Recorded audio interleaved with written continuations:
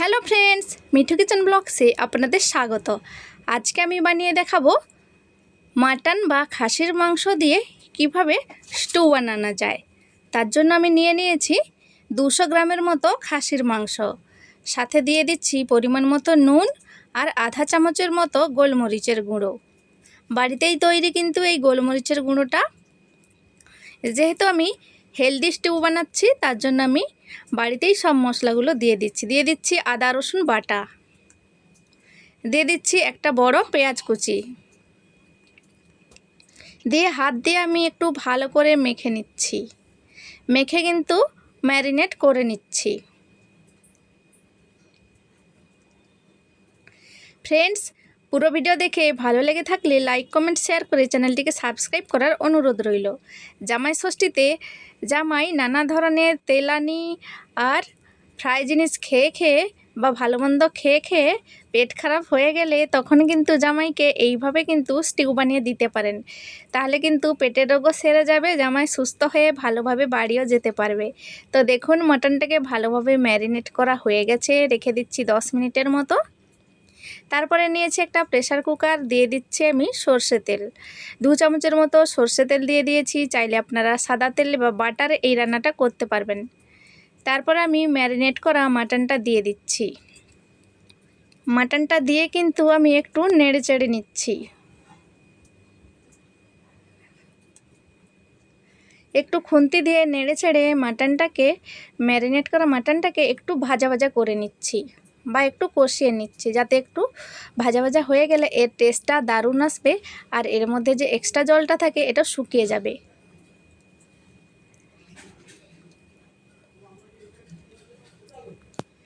সাথে আমি একটা মাঝারি ধরনের পাকা লাল টমেটো দিয়েছি। এখনও আমি কিছু সবজি দেব, কেটে ধুয়ে রেখে দিয়েছি। তো আমি এগুলো দিয়েছি। দেখুন, মাটনটাকে ভালোভাবে নেড়েচেড়ে একটু ভাজা ভাজা করে নিয়েছি।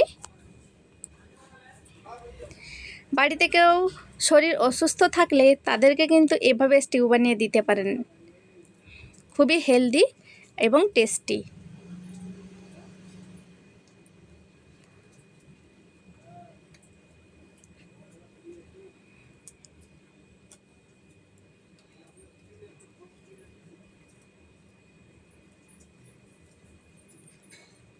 দেখুন, মাটনটা কিন্তু ভাজা ভাজা হয়ে গেছে, এর কালারটা কিন্তু চেঞ্জ হয়ে গেছে, দেখে বুঝতেই পাচ্ছেন আপনারা।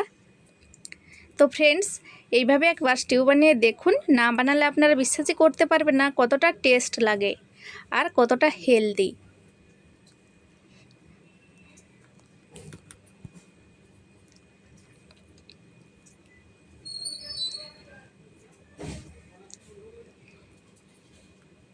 এইবার আমি দিয়ে দিচ্ছি 1.5 বাটির মতো নর্মাল জল।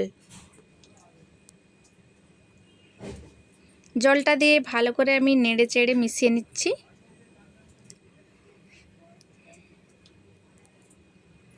তারপরে আমি আগে থেকে একটা ছোট পেঁপে কেটে রেখেছিলাম, পেঁপে দিয়ে দিচ্ছি। পেঁপেটা অবশ্যই দিতে হবে। আর 2টো পটল এভাবে করে ছাল ছাড়িয়ে কেটে দিয়ে দিচ্ছি আধখানার মতো গাজর,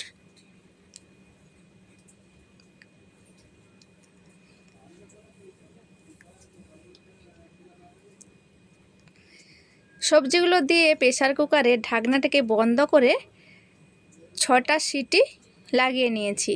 দেখুন, সবজিগুলোর সাথে মাটনটা সেদ্ধ হয়ে গেছে।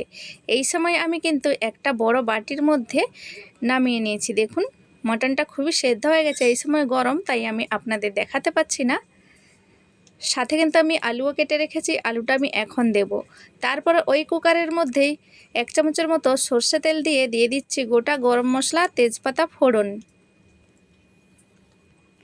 ফোড়নটা একটু তেলের সাথে ভেজে নিয়েছি। দিয়ে দিচ্ছি 2-3 কোয়া রসুন কুচি, সাথে দিয়েছি 4টার মতো কাঁচা লঙ্কা চেরা। তেলের সাথে একটু ফোড়নটাকে ভেজে নিচ্ছি। কুকারের মধ্যেই কিন্তু আমি ভেজে নিচ্ছি। তারপর আমি 2টো মাঝারি ধরনের আলুকে টুকরো করে দিয়ে দিয়েছি। আলুটা এই সময় কাঁচাই আছে, কোনো রকম সেদ্ধ আলু না। আলুটাকে এভাবে একটু ফোড়নের সাথে একটু ভেজে নিচ্ছি।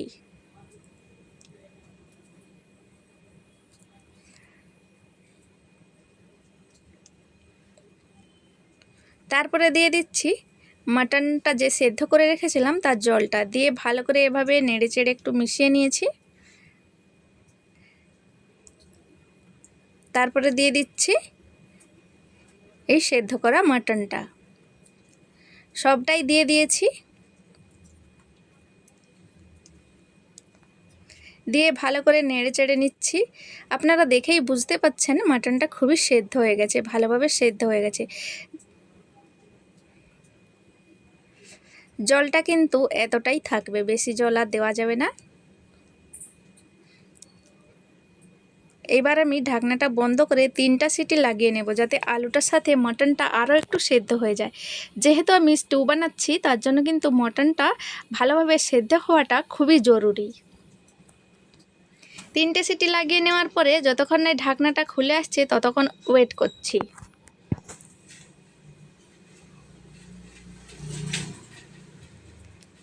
ঢাকনাটা খুলে আমি চেক করে নিয়েছিলাম, তো ঢাকনাটা আবার লেগে গেছে। তো দেখুন খুলে দেখাচ্ছি আপনাদের, আলুটাও সেদ্ধ হয়ে গেছে। এই সময় দেখুন কতটা সুন্দর হয়েছে মাটন স্টুটা, আর জলটাও কিন্তু এইভাবে পাতলা পাতলাই থাকে, খেতে অসাধারণ লাগবে বন্ধুরা।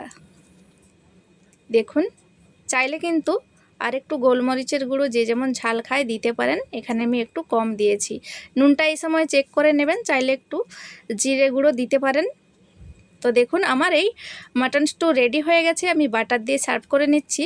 তো ফ্রেন্ডস, আজকের এই মাটন স্টুটা আপনাদের কেমন লাগলো কমেন্টে জানাতে অবশ্যই ভুলবেন না। ভালো লাগলে একটা লাইক করে দেবেন।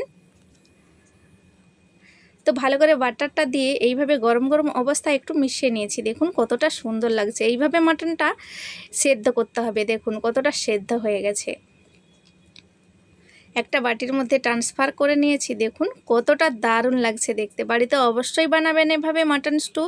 সবসময় চিকেন মাটন ঝাল ঝাল কষা কষা তেল দিয়ে রান্না করে করে বোর হয়ে থাকলে এভাবে মাটন স্টু বানিয়ে খাবেন, অসাধারণ লাগে খেতে। আপনারা অবশ্যই বাড়িতে বানাবেন, নাহলে আপনারা বুঝতেই পারবেন না যে কতটা দারুণ লাগে। তো ফ্রেন্ডস, ভিডিওটি এখানেই শেষ করছি। দেখা হবে পরবর্তী ভিডিওতে। ভালো থাকবেন, সুস্থ থাকবেন।